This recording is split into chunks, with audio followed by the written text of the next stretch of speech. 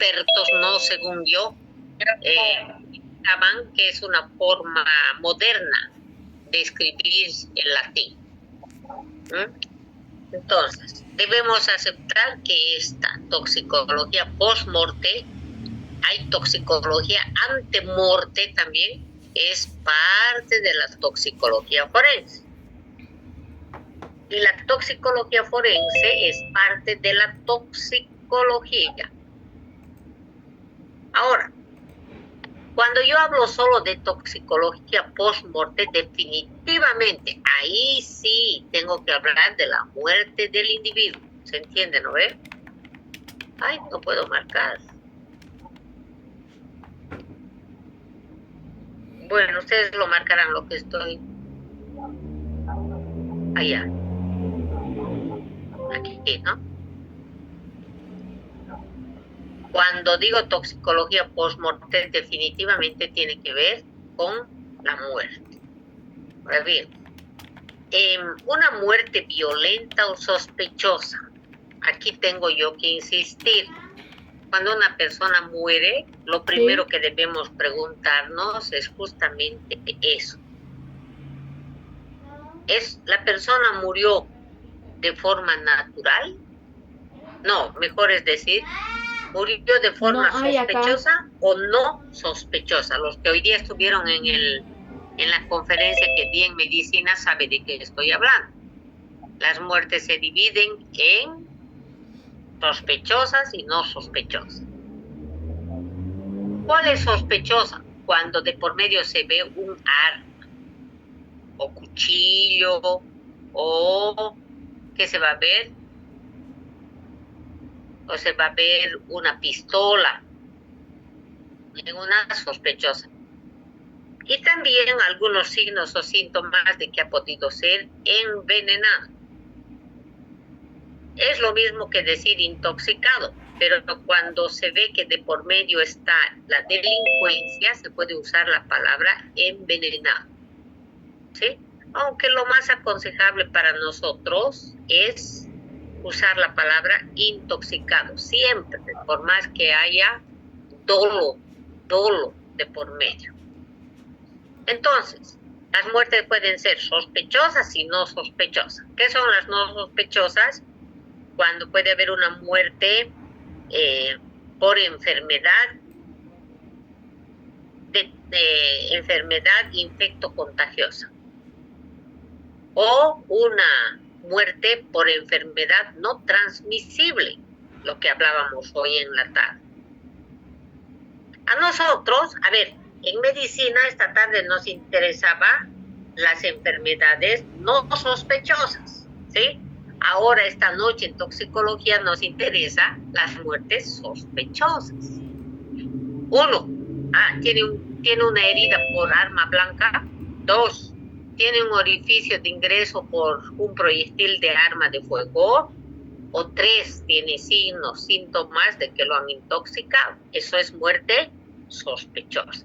Entonces, ¿qué tiene que realizarse? Lo que está anotado aquí, una autopsia. ¡Ay! No sé qué hice. Una autopsia judicial. Aquí. Autopsia judicial.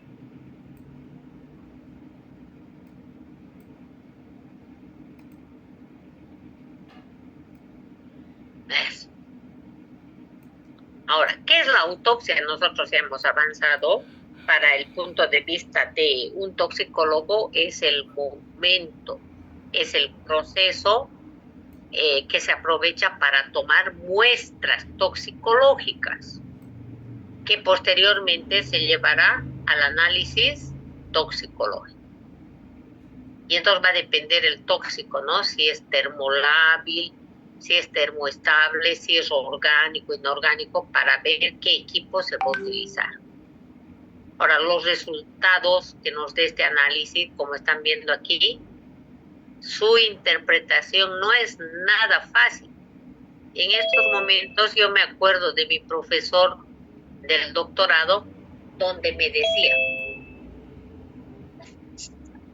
cuando se encuentra un tóxico en una persona con vida, qué difícil es su interpretación, porque no sabemos si el síntoma realmente se debe al tóxico. Y entonces él me decía, y la interpretación en la etapa post-morte es peor, mucho más difícil.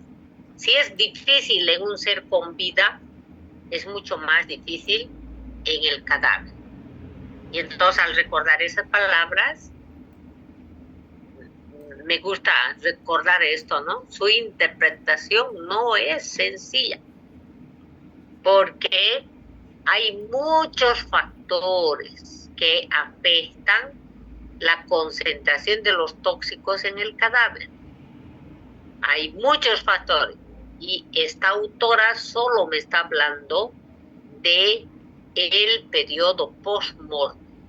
Ella solo me está hablando de las horas que pasaron desde que murió hasta que se tomaron las muestras.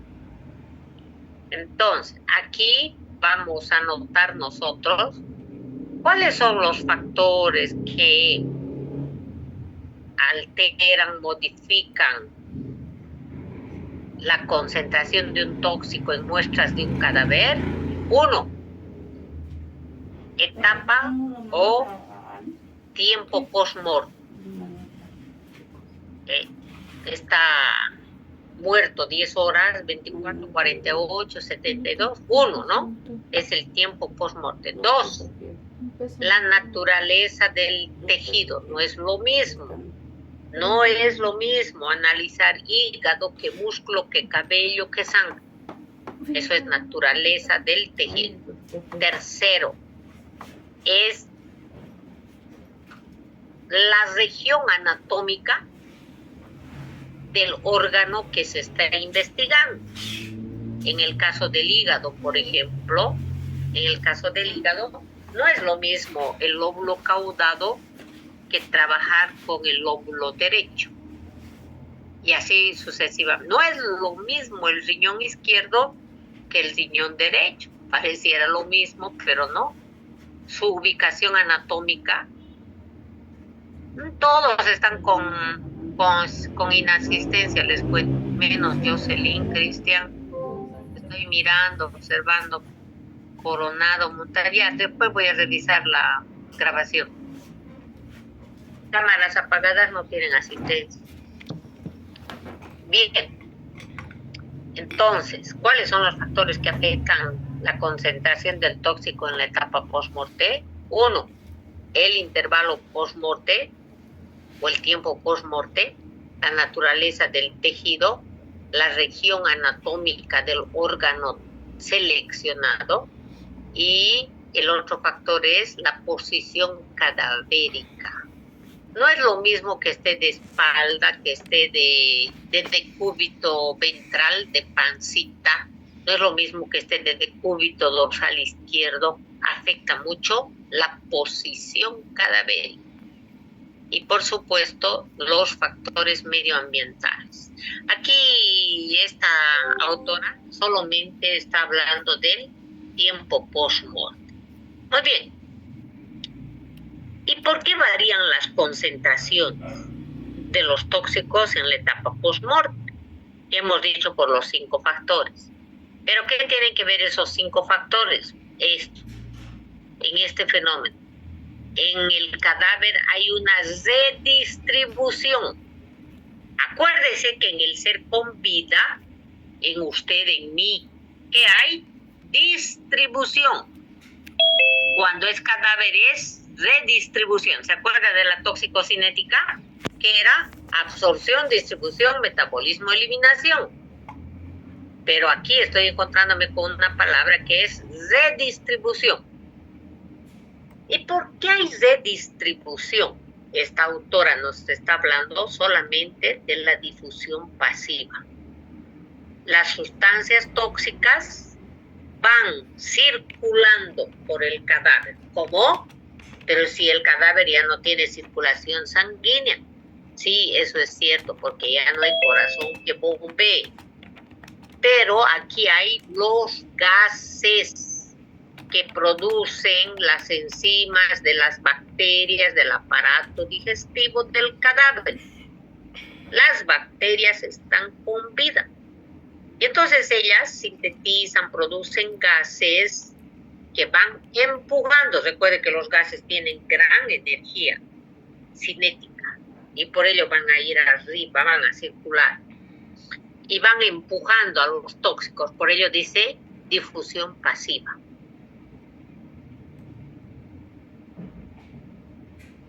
Tras van a poder atravesar las membranas de las células porque ya no hay un gradiente de oposición.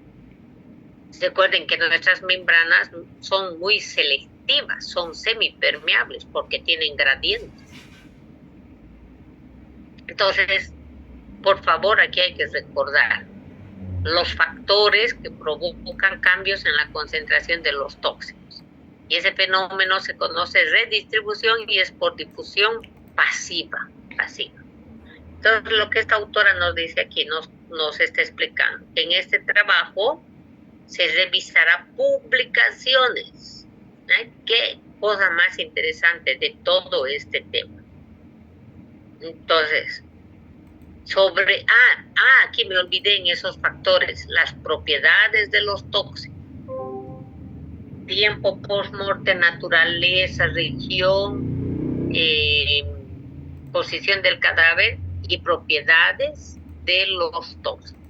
El tóxico A, en la etapa post-morte, se localiza más en el riñón que en el pulmón, y el tóxico B al revés, por estas propiedades. Ahora, para esta autora, la muestra preferida es la sangre femoral, para que no hayan tantas diferencias. Se puede tomar sangre del ventrículo izquierdo, que es donde se va a acumular en el cadáver. Y esta sangre femoral, de la arteria femoral, porque es un vaso de bastante calibre, y entonces ha almacenado durante la agonía del cadáver, se queda ahí por gravedad, va a tener mayor volumen de sangre. Entonces, ella está insistiendo que lo que más le interesa trabajar es sangre y el intervalo a las 24, 48, 72 horas. Ella nos va a mostrar cómo varía. Para esto, está establecido esto de usar una comparación. ¿Cuánto de tóxico encontraste en la sangre del corazón? Ventrículo izquierdo dividido entre la concentración del tóxico en la sangre periférica. Otra vez, toda la interpretación de los resultados hay que hacerlos con cautela. Y se debe de tener mucha información, no aventurarse. Como por ejemplo, no debía hablar de eso porque voy a perder tiempo ya, en otro momento. Bien, introducción para este trabajo tan hermoso. Como para cualquier especialidad, entonces se cuenta con diferentes instancias, ¿no? Aquí la autora nos está hablando de este consejo de toxicología forense, ¿no? Que están formados por profesionales de diferentes especialidades. También una academia, ciencias forenses, no hay que olvidarse que son ciencias forenses, todas aquellas que están ligadas con la ley. El farmacéutico forense, el hematólogo forense, psicólogo forense, todas las ciencias están aquí.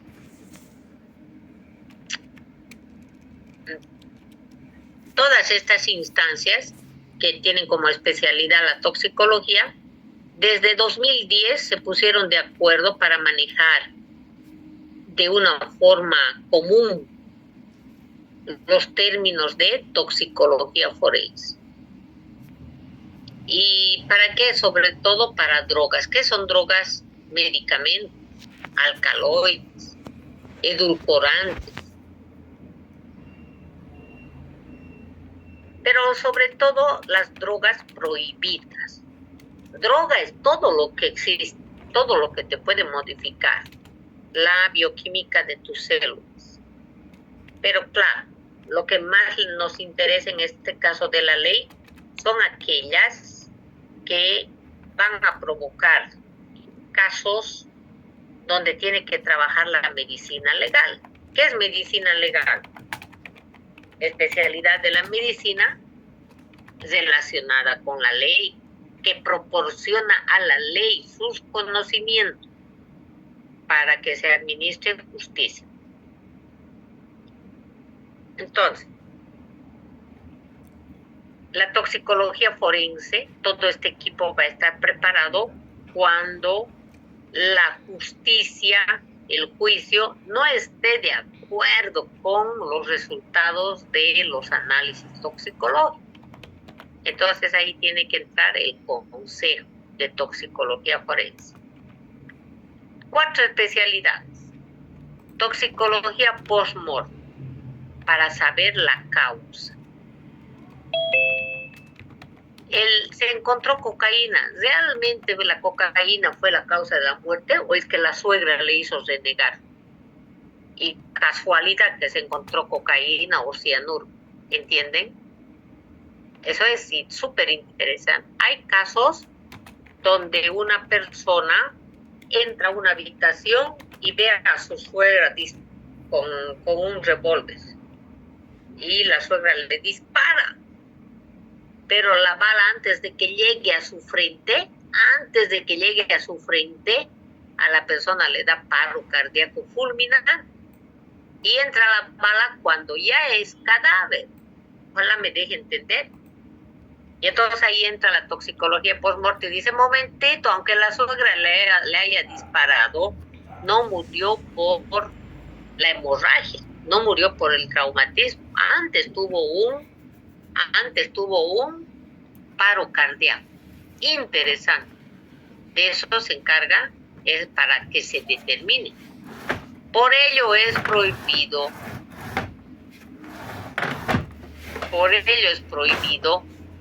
analizar solamente el contenido gástrico. Muchas veces, ¿qué es lo que se hace? Se toma muestras de contenido gástrico, se encuentra cocaína, me estoy inventando cualquier tóxico, y se encontró cocaína, causa de la muerte, cocaína. No, cuando estaba muerto le administraron con una cánula, con una manguera, con una soda, metieron el tóxico. Lo que se debe hacer es tomar muestras del contenido gástrico de la sangre central y la sangre periférica. Y en los 3 casos tendría que haber el tóxico. En nuestro medio es frecuente en la morgue cargarle de cosas en el estómago para que el que le chocó diga, no, si estaba borracho, tenía 1 litro de alcohol en su estómago, ¿cuánto tendría en su sangre? Pero no se toma la sangre. Si se tomara la sangre, tal vez estuviera 0. Bien, conductual. Esta es la que se va a encargar de estudiar la conducta, el comportamiento. Esta es la especialidad que sabe solamente mirando si está bajo el efecto de cocaína, de etanol o de benzodiazepina. Drogas. Dopaje. Ustedes saben que esta práctica de dopar es poner bajo el efecto de una droga a un sujeto, animal o humano. Según las referencias bibliográficas, los primeros en ser dopados fueron los caballos. Y entonces los caballos tenían más fuerza muscular y ganaban las carreras. Y entonces los primeros análisis de antidopaje que se hicieron fueron en caballos. Ya luego los humanos aprendieron que también los futbolistas y todos los demás debían de tomar cafeína, debían tomar anfetaminas o incluso cocaína. Y entonces ustedes tienen que saber que en estas ligas de deporte, aquí está, Comité Olímpico Internacional, que está relacionado con los deportes olímpicos, ¿no? Y la Agencia Mundial, y en nuestro medio también. De acuerdo a los reglamentos de cada país, se tiene que elegir. Usted, futbolista, usted venga por acá, le tocó al azar tomarle muestra. Y el reglamento indica de que el doctor tiene que entrar con él al baño, y él tiene que recibir la orina. No puede, ¿sabe qué? Toma este frasquito, entre y orine. Puede traer orina de otra persona y va a salir negativo. Bien. Investigación, la otra, esto para el trabajo. Porque recordarán que una de las intoxicaciones más frecuentes es la laboral, la crónica. Este es el gran flagelo. Las personas pueden morir trabajando 10, 20 años en una fábrica, en una fuente de trabajo. Y entonces la toxicología forense tiene que ver qué tóxicos había en esa fábrica relacionados con el comportamiento, con la conducta, que lo ha ido enfermando de a poco. Entonces, sí es moderna, ¿no? Porque antes se moría la gente en su trabajo, ¿qué le interesaba? Y como cualquier otra especialidad debe de publicar todos sus trabajos. Como este documento es de Salamanca, entonces ya es de España, ¿no? Entonces ahí, según este decreto, como lo están leyendo, se tiene la ley de enjuiciamiento criminal para poder investigar las muertes sospechosas. Ley del enjuiciamiento criminal que trata de averiguar cuál ha sido la causa de esa muerte sospechosa o llamada también violenta. Y según esta ley del enjuiciamiento en España, nosotros es por nuestro código penal y nuestro código de procedimiento penal. No tenemos una ley así expresa. Con esos dos códigos sabemos que cuando hubiera alguna duda de la muerte de una persona, de oficio, sin pedir permiso a nadie, se debe realizar la autopsia judicial. Los españoles indican, a pesar que tengo un cuchillo clavado en el pecho, es violenta. Busque drogas, busque venenos. Es lo que te está indicando, aun cuando la causa pudiera ser aparentemente, o que se haya caído del 5º piso. Ya eso es sospechoso, ¿no? Y aquí entra en vigencia lo que es esta especialidad. Por ello que en Europa todas las carreras llevan toxicología. Entonces tenemos leyes españolas que facultan a que vaya adelante la parte post-mortem. En nuestro medio, la verdad, no se habla mucho de toxicología post-mortem. Es muy ignorada todavía esta especialidad. Entonces, aquí que tengo, con motivo serán realizados en el Instituto Nacional. Es aquí donde yo hice mi doctorado. No te dice en el laboratorio de su conveniencia, sino en este instituto. Y en nuestro país tendría que ser el INIF. Voy a escribir en el chat. Ese es nuestro Instituto Nacional de Toxicología y Ciencias Forenses de Bolivia, que se llama Instituto de Investigaciones Forenses. El de España es el Instituto Nacional.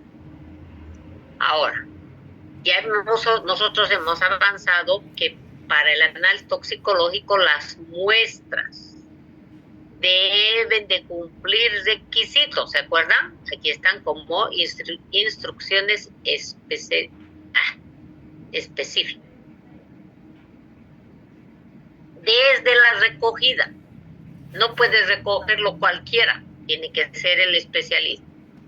Su preparación y su envío, no en radiotaxi.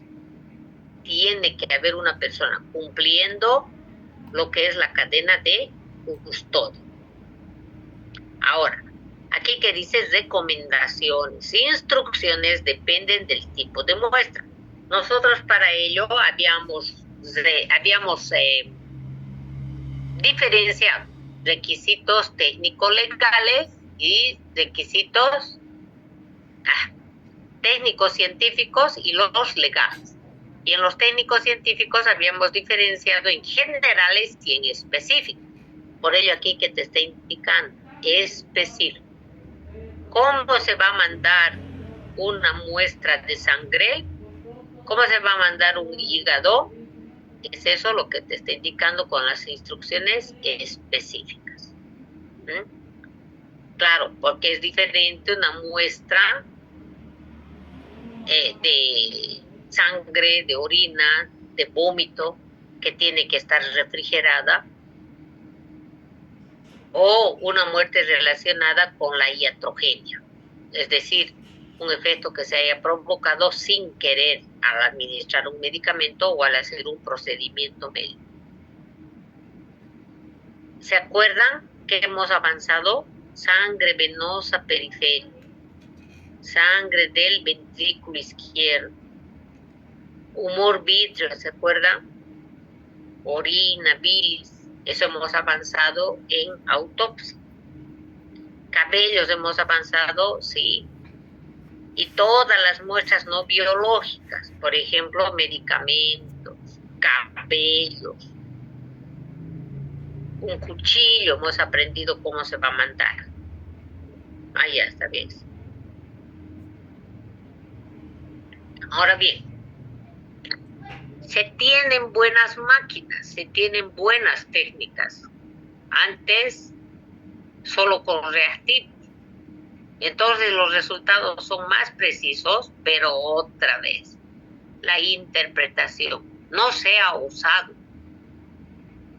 Según mi profesor, es tan difícil en vida, peor en un cadáver. Entonces aquí la recomendación es, se debe correlacionar. Antes de decir murió por la cocaína o el tramadol que se encontró o el alcohol que se encontró en el estómago, aquí estos autores te están indicando, analice varios tipos de muestras para correlacionar, para ver lo que hemos visto en la página anterior, el cociente, la división. ¿Cuánto encontró en sangre central y en sangre periférica? ¿Cuánto encontró en sangre y cuánto encontró en hígado?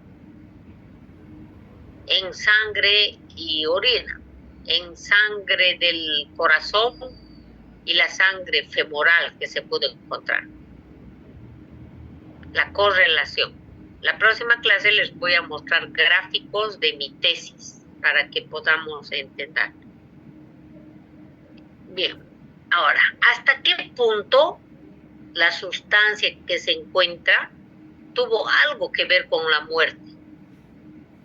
¿O realmente fue la causante? ¿O ha sido otra circunstancia? Qué grave si se encuentran varios tóxicos. No solamente uno. Lo típico es eso, encontrar varias sustancias. Y aquí la pregunta es, ¿pudieron tener un bebé entre esos tóxicos? Como lo que sucede con la coca y el etanol.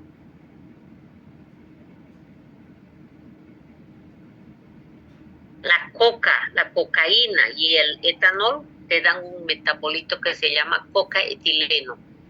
Cocaetileno. Y ese es el causante de la muerte. Miren, a veces la sustancia causante de la muerte ya no se encuentra en el cadáver. No sé si se acuerdan cuando hablamos del gramaxone. Cuando hablamos del gramaxone, no puedo escribir.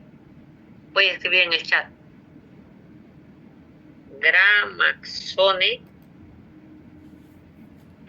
que es un herbicida.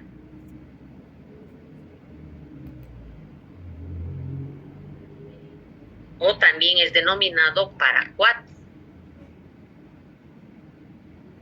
Esta sustancia en 24-48 horas es eliminada por la orina y provoca fibrosis pulmonar y muere la persona por dificultad respiratoria. Y cuando se busca en pulmón, en corazón, en riñón, porque alguien dijo, tomó gramaxone, no va a haber gramaxone.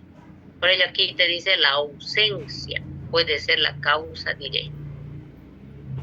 Entonces, cuidado en lo que he comentado el paraquat, pero también aquí fallo en la toma de los medicamentos que tomaba la persona para una enfermedad crónica. La toma de la muestra. Entonces, por ello, va a ser tan difícil la interpretación de los resultados para poder indicar que el tóxico que se encontró sea el causante o no de la muerte.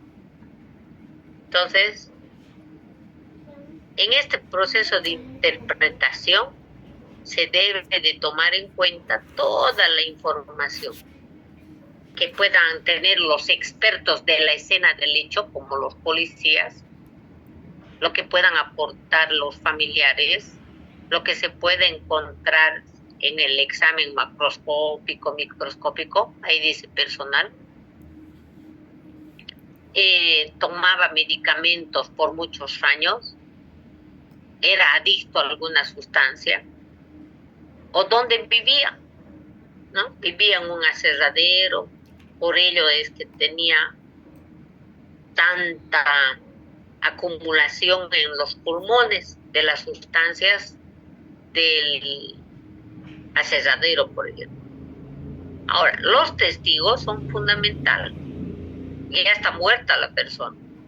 Y entonces los testigos podrán decir, no, todos los días tomaba tramadol, todos los días tomaba alcohol. Y entonces todos esos elementos con lo que se encuentra en el laboratorio podrían servir para poder interpretar esos resultados.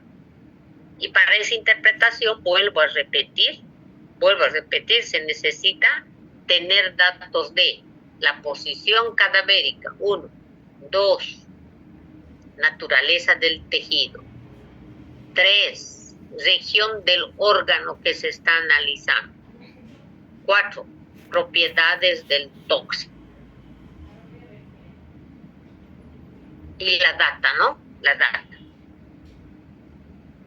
¿Qué factores dificultan la interpretación de un resultado toxicológico? En la vida, cuando está con vida, hay algunos signos patognomónicos de una enfermedad o de una intoxicación. ¿Qué es un hallazgo patognomónico? Aquello que caracteriza una enfermedad. Por ejemplo, ¿al dengue caracterizará la fiebre? No. ¿Pero qué va a caracterizar? El dolor retroorbicular. Ese es un signo patognomónico, ¿no? Entonces, según esta doctora, ¿qué tenemos? En las muertes por intoxicación, casi que no hay estos signos. En vida hay pocos.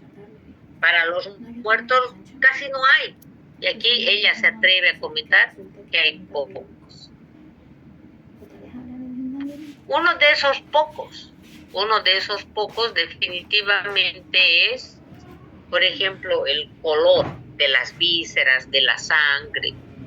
Si está de color rosa, entonces yo ya puedo. Este es un hallazgo patognomónico del monóxido de carbono. Si está de color azul, puede ser patognomónico para el azul de metileno intoxicado por azul de metileno o por cianuro o por hidrógeno sulfurado. Pero fíjense, por 3 tóxicos ya entran ahí. Patognomónico es de 1. Y si ese cadáver está con una vasoconstricción extrema, está pálido, entonces puede ser cocaína. Un síndrome simpático mimético. Bien, entonces, según esta autora, se debe de tomar en cuenta todos los factores donde se encontró el cadáver, dónde estuvo viviendo el individuo, por eso dice aquí antemortem, tiempo que transcurrió hasta el fallecimiento, eso es tiempo post-mortem, periodo post-mortem, periodo hasta que se tuvo las muestras, porque aquí ya pudo entrar en autólisis, que es propio de la putrefacción. Y también ha podido haber redistribución por los gases de las bacterias. Por supuesto que tiene que ver características del individuo como cuando estaba con vida, estamos hablando del cadáver. No es lo mismo un niño de 1 año, un cadáver de 1 año, que de uno de 40 años. Tiene menos superficie corporal, pierde más rápidamente el agua, el niño tiene más agua, y entonces las condiciones de la redistribución de tóxicos en un niño va a ser diferente a una persona mayor. Un hombre de una mujer, la mujer tiene más grasa, tenemos más grasa que los hombres. Un cadáver femenino va a enfriarse más lentamente que un hombre, porque tiene más grasa. Bien. Para la obtención de la muestra, se tiene en la actualidad técnicas muy avanzadas. Creo que recordarán, antes en la técnica de esta se necesitaba 1 kilo, se necesitaba medio kilo de hígado. En la actualidad se trabaja con 0,1 gramo. Entonces esto puede ser una gran ventaja, ¿no? Porque los equipos pueden determinar miligramos, nanogramos, pero ello mismo puede crear situaciones de perturbación en el momento de la interpretación. ¿Será realmente que no hay un tóxico o era un?